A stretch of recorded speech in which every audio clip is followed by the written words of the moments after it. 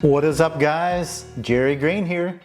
Hey, I want to talk to you about listening skills when it comes to working with sellers today. And if you notice here, I've got my headsets on, and the reason I want to so focus on this listening side of things that I just want to emphasize it here on a big level. You know, when most people are talking to a seller, I hear communications something like this. So they're talking to a seller, and let's just say they're talking to Phil, the seller. So they're talking to Phil, the seller, and the conversation's going on, and you guys are going through the sales process, and then all of a sudden the seller says something particular relating to the property or to maybe actually a price on the property that they would consider something. And I see so many people just ignoring that and continue to talk on. I listen to a lot of calls from acquisitions, either, some people refer to them as acquisitions managers, acquisition reps, whatever you want to call it. But I hear people talking to sellers all the time. When I listen to these conversations, I hear this so much, and they continue to talk.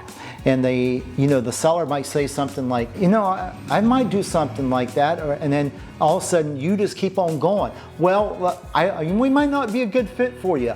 And the seller just said they might consider that. And you just continue to go on and on and on, guys. You've got to take time and slow down and listen. That, to me, is such a huge component. If you're not taking the time here to really listen in on these sellers, and to hear what they're saying and let them lead you into the answers that you want, you're missing out on a lot of opportunity. Like I say, I hear so many people, they get so caught up into the sales process, okay? And this is a fine line that I feel that you've really got to learn to master. You get so caught up in the sales process that you stop listening to people because you want to master that sales process so bad. And you want to get it down so badly that you forget to listen to people. And when you're listening to people, you pick up all these little cues, you pick up all these little things that can dramatically change the direction of things with your possible deal here. Maybe even make or break the deal because you're listening and you're trying to pick that stuff up. You'll pick up key motivational things, key pain points, things that they were willing to do if you would just take time to listen. You've got to take the time when you talk to someone and just learn to shut up a little bit and let them go on in the conversation some. And then let them share with you some things. So you bring up maybe a price point, okay? And you're letting them know, you're trying to set the price bar and you bring that up. And then right after that, be quiet.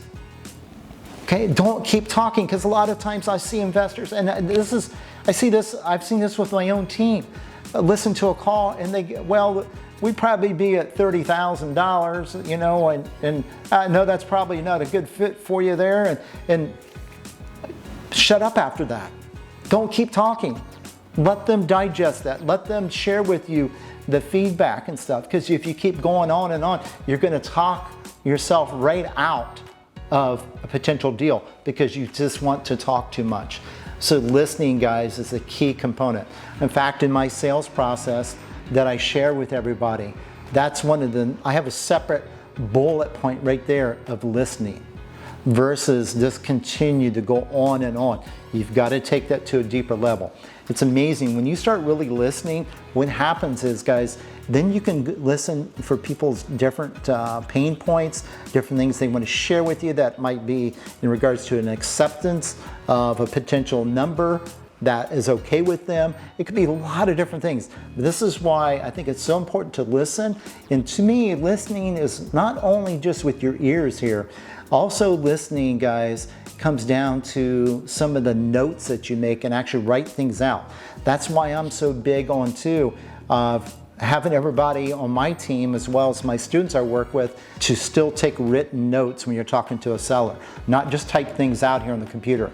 I think it's great to use the technology, but when you're talking to a seller, I think it takes away from things. So I think your listening is stronger when you can sit there and not only hear with your ears, but truly listen here on a mental side of things, and to be able to go in and take that information and put it in a way of notes. If I'm talking to a seller and they're telling me about maybe a family member that was ill, or maybe a son or a daughter that lived in the property and they wouldn't pay rent, and I'm thinking about that, and I'm going through, how much that stressed them out.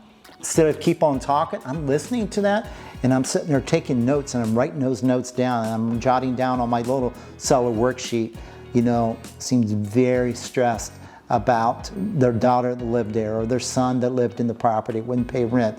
Big pain point. And I'm circling that, I'm making notes of that, okay?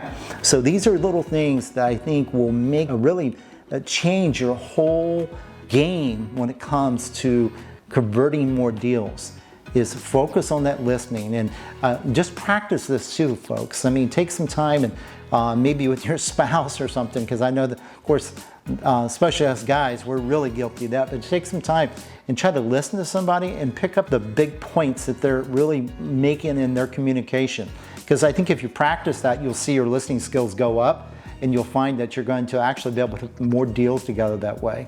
So listen, listen, listen. It'll make a big difference in the conversion of your deals. Talk to you all later, guys. Bye.